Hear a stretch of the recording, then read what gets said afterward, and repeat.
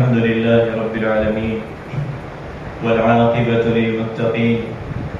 والصلاة والسلام على سيد الأنبياء والمرسلين نبينا وحبيبنا محمد وعلى آله وصحبه أجمعين. اللهم أرنا الحق حقا وارزقنا اتباعه وأرنا الباطل باطلا وارزقنا اجتنابه. سبحانك لا علم لنا إلا ما علمتنا إنك أنت العليم الحكيم. أعوذ بالله من الشيطان الرجيم.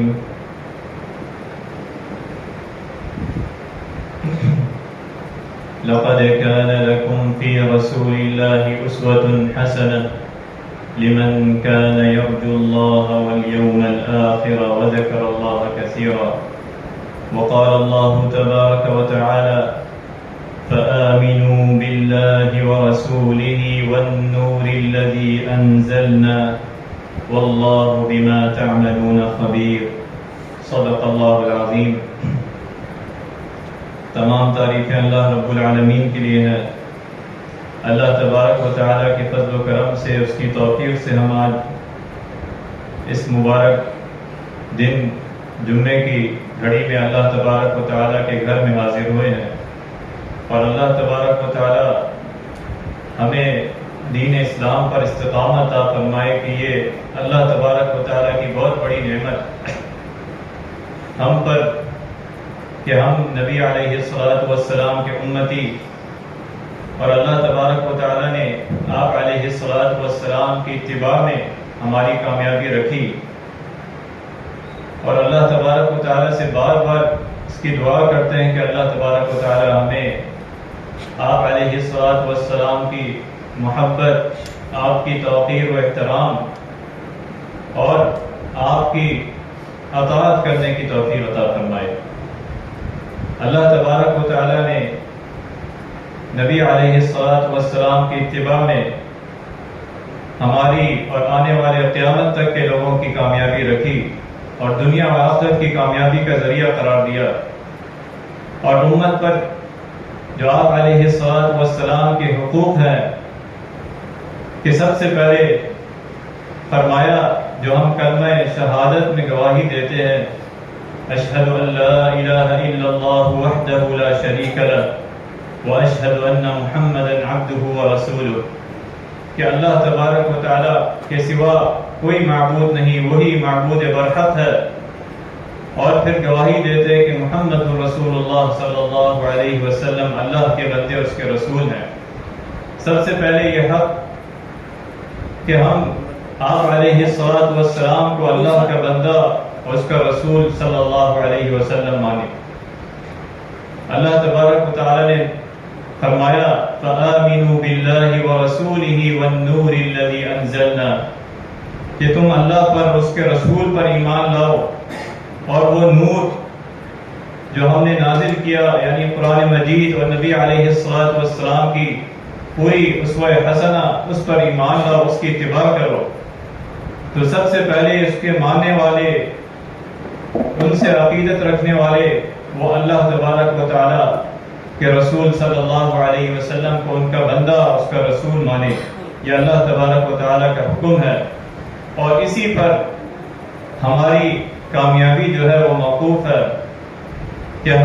ہماری کامیابی کا ذریعہ جو اللہ تبارک و تعالیٰ نے فرمایا کہ اگر تم مجھ سے محبت کرتے ہو، میرے تک پہنچنے کا کوئی راستہ ہے تو وہ قُلْ إِن كُنتُمْ تُحِبُّونَ اللَّهَ فَاتَّبِعُونِي يُحْبِبْكُمُ اللَّهُ، کہ آپ صلی اللہ علیہ وسلم کہہ دیں کہ اگر تم اللہ رب العالمین سے محبت کرتے ہو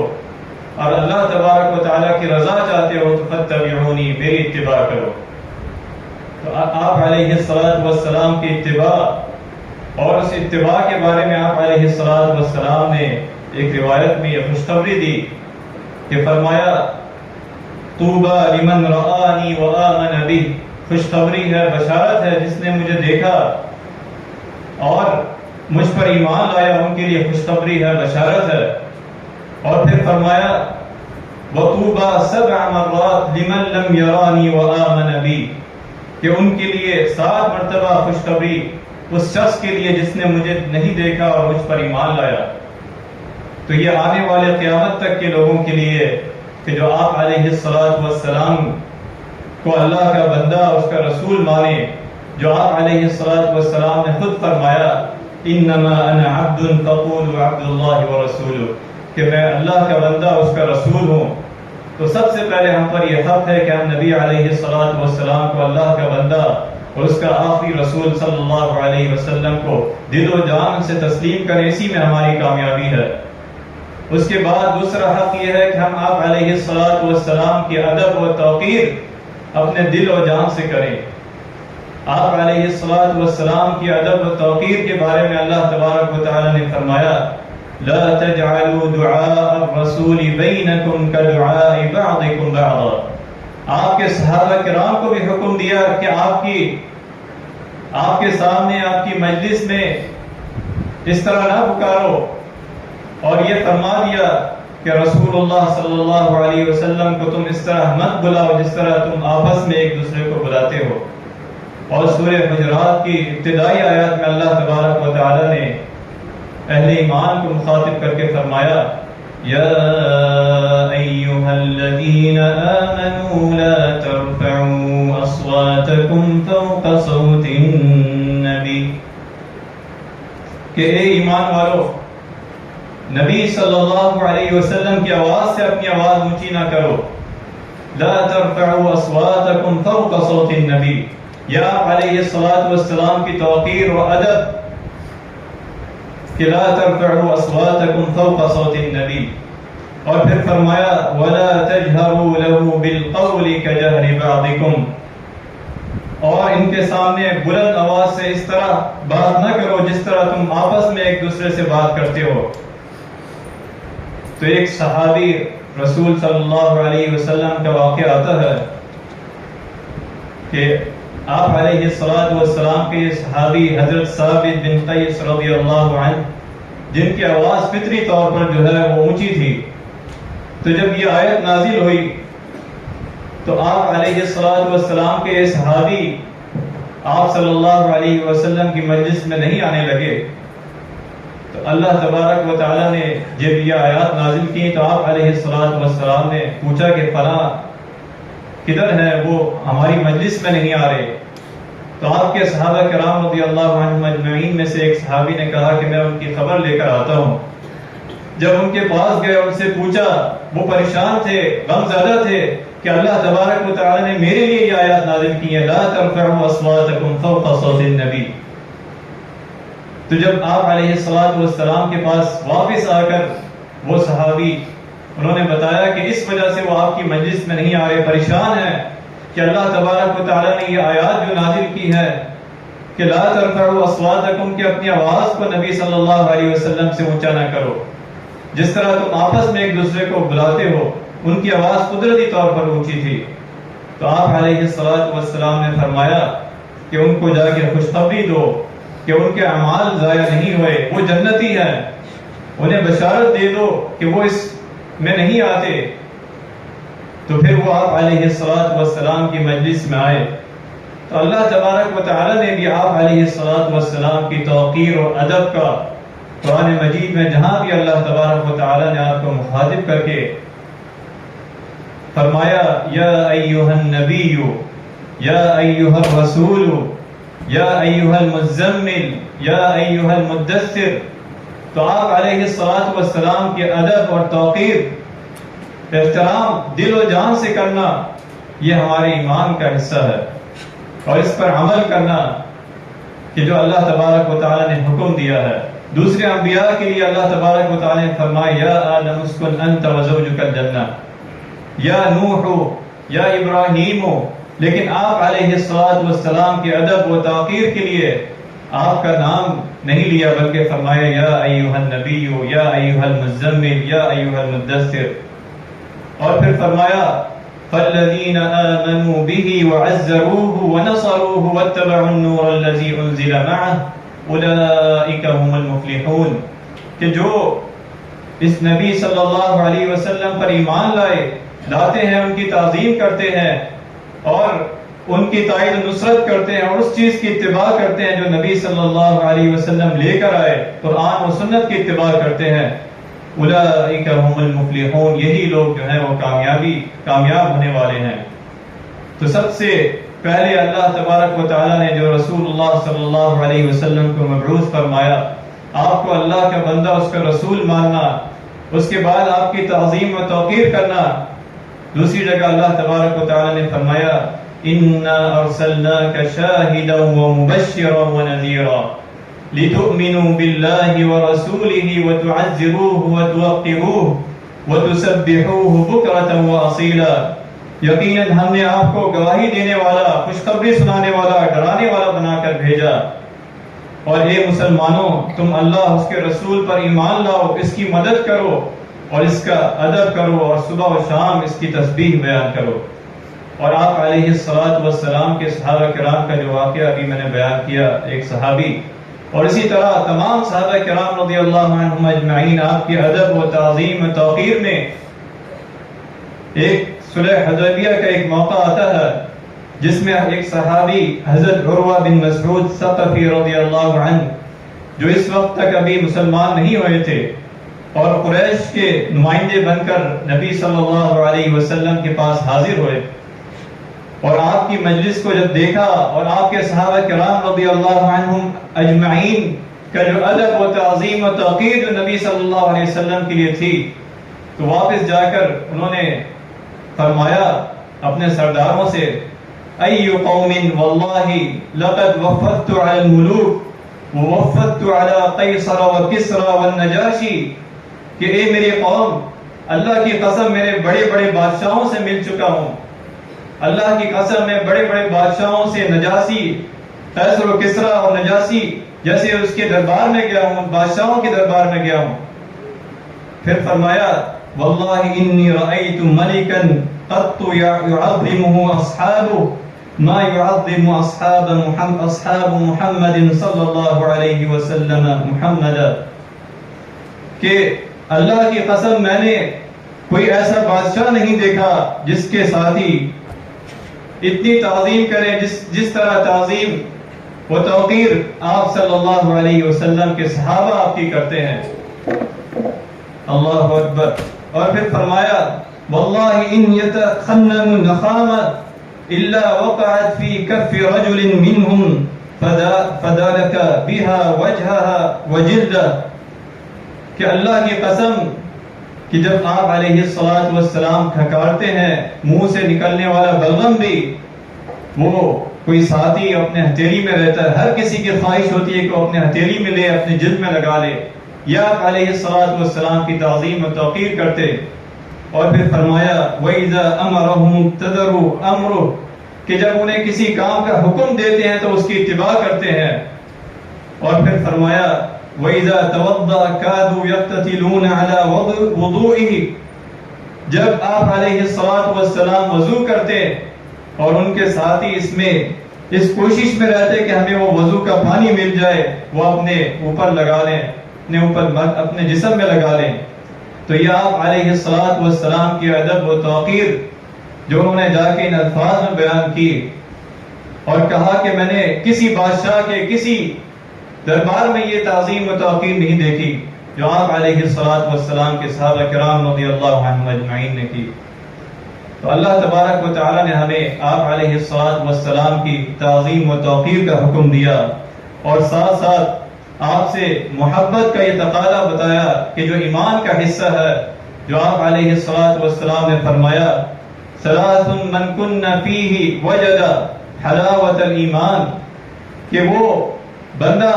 جس کے اندر یہ خصلتیں ہوں اس نے ایمان کی مٹھاس کو پا لیا، ایمان کی حقیقت کو پا لیا کہ جو ایمان مطلوب ہے اس کے اندر۔ ثلاث من کن فیہ وجد حلاوت الایمان ان یکون اللہ ورسولہ احب الیہ مما سواہما، کہ وہ اللہ اس کے رسول صلی اللہ علیہ وسلم کے ساتھ سب سے زیادہ محبت ہو اس کے اندر۔ اور پھر فرمایا وَأَن يُحِبَّ الْمَرْءُ لَا يُحِبُّ إِلَّا لِلَّهِ، اور وہ کسی شخص سے محبت کرے تو صرف اور صرف اللہ کی خاطر، اللہ کی رضا کی خاطر اس سے محبت رکھے۔ اور تیسرا وہ شخص أن يعود وأن يكره أن يعود في الكفر بعد إذ أنقذه الله منه كما يكره أن يلقى في النار، کہ اس شخص کو اتنا ہی ناپسندیدہ ہو کفر کی طرف لوٹنا جس طرح ناپسند ہو کہ جہنم میں ڈالا جانا اسے ناپسند ہو۔ تو سب سے پہلی جو خصلت بتائی کہ ان یکون اللہ ورسولہ احب الیہ، کہ اس کے اندر اللہ اس کے رسول صلی اللہ علیہ وسلم کی محبت جو ہے وہ سب سے زیادہ ہو، وہ اپنے ایمان کا حصہ سمجھے، جو آپ علیہ الصلوۃ والسلام نے فرمایا لا یؤمن احدکم حتی اکون احب الیہ من والدہ وولدہ والناس اجمعین،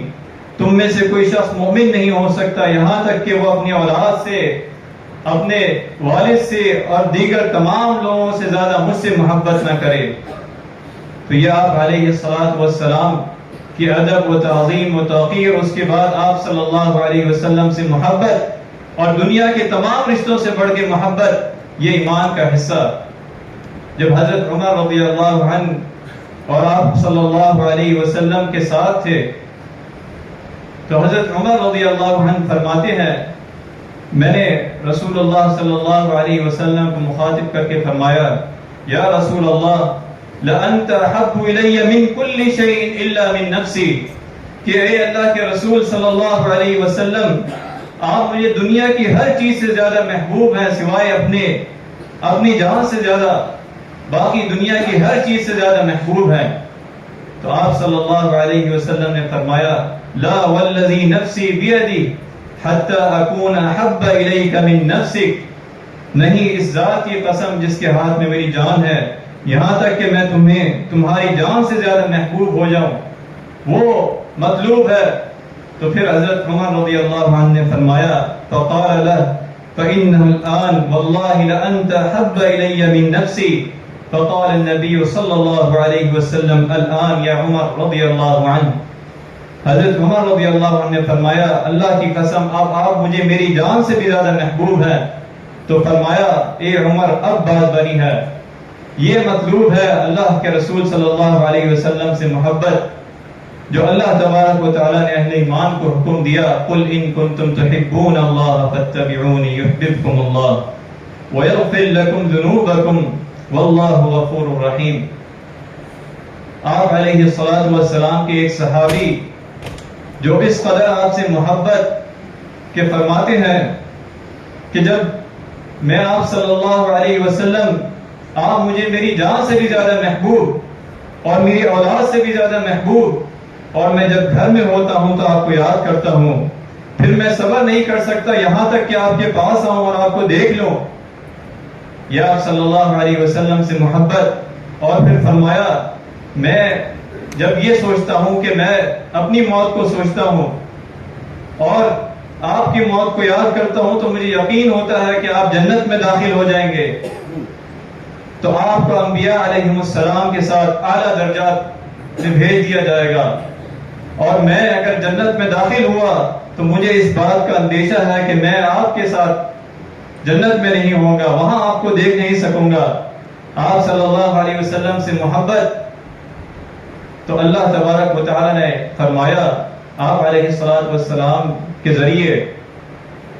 وَمَن يُطِعِ اللَّهَ وَالرَّسُولَ فَأُولَئِكَ مَعَ الَّذِينَ أَنْعَمَ اللَّهُ عَلَيْهِمْ، اور جو لوگ اللہ اس کے رسول صلی اللہ علیہ وسلم کی اطاعت کریں وہ ان کے ساتھ ہوں گے۔ فَأُولَئِكَ مَعَ الَّذِينَ أَنْعَمَ اللَّهُ عَلَيْهِمْ مِنَ النَّبِيِّينَ وَالصِّدِّيقِينَ وَالشُّهَدَاءِ وَالصَّالِحِينَ، یعنی انبیاء، صدیقین اور شہداء اور صالحین۔ وَحَسُنَ أُولَئِكَ رَفِيقًا، ان کی رفاقت، ان کا ساتھ کتنا بہترین ہے۔ تو اللہ تبارک و تعالیٰ نے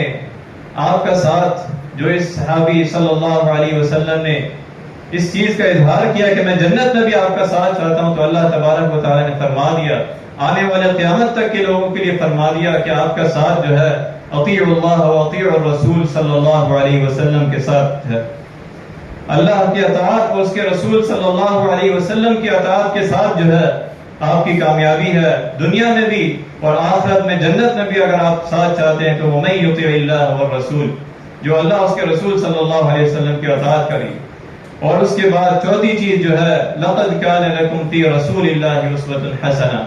آپ صلی اللہ علیہ وسلم سے محبت کا تقاضا جو ایمان کا حصہ ہے، جو کامیابی کا ذریعہ ہے، کہ وہ آپ صلی اللہ علیہ وسلم کی اتباع کی جائے. لقد كان لكم في رسول الله أسوة حسنة لمن كان يرجو الله واليوم الآخر وذكر الله كثيرا. اور فرما دیا کہ جو رسول اللہ صلی اللہ علیہ وسلم کی اتباع وہی کرے گا جو آخرت پر یقین رکھتا ہے، جو اللہ کو کثرت سے یاد کرتا ہے، جس کے دل میں اللہ کا خوف ہے، اللہ کو یاد کرتا ہے اور آخرت پر یقین رکھتا ہے، وہ آپ علیہ الصلوۃ والسلام کی زندگی کو اسوہ حسنہ بنائے گا. ہر معاملے میں جو صحابہ کرام رضی اللہ عنہم اجمعین کا ہمیں ان کی زندگی میں ملتا ہے کہ ہر معاملے میں وہ آپ علیہ الصلوۃ والسلام کا نمونہ تھا. اور آج کا مسلمان وہ کبھی کسی کے پیچھے جاتا ہے اپنی شخصیت کو بنانے کے لیے، کبھی کسی کے پیچھے جاتا ہے. صحابہ کرام رضی اللہ عنہم اجمعین نے جو عملی ہمیں نمونہ دیا وہ آپ علیہ الصلوۃ والسلام کی اطاعت کا، تعظیم و توقیر کا، آپ سے محبت کا اور آپ کی اسوہ حسنہ کی اتباع کا. فرما دیا اللہ تبارک و تعالی نے فلا وربک لا یؤمنون حتی یحکموک فیما شجر بینہم، کہ قسم ہے تمہارے رب کی وہ مومن نہیں ہوں گے یہاں تک کہ آپ کو اس میں فیصلے کرنے والا نہ مان لیں. جو آپ نے انہیں حکم دیا اپنے جھگڑوں کے درمیان، آپ کے فیصلے کو وہ اپنے دل میں کوئی تنگی محسوس نہ کرے آپ کے فیصلے پر. ثم لا يجدوا في انفسهم حرجا مما قضيت ويسلموا تسلیما، اسے قبول کر لیں جو آپ نے فیصلہ فرمایا. تو اللہ تبارک و تعالی نے میری اور آپ کی آنے والے قیامت تک کے انسانوں کی کامیابی اپنے رسول صلی اللہ علیہ وسلم کے اسوہ حسنہ میں رکھی ہے. اللہ تبارک و تعالی سے دعا ہے جو اعمال سنے ہیں اس پر عمل کرنے کی توفیق عطا فرما. اللہ تبارک و تعالی ہمیں حقیقی معنوں میں سچی آپ صلی اللہ علیہ وسلم سے محبت عطا فرما، آپ صلی اللہ علیہ وسلم کی اتباع کرنے کی توفیق عطا فرما. وآخر دعوانا الحمد للہ رب العالمین.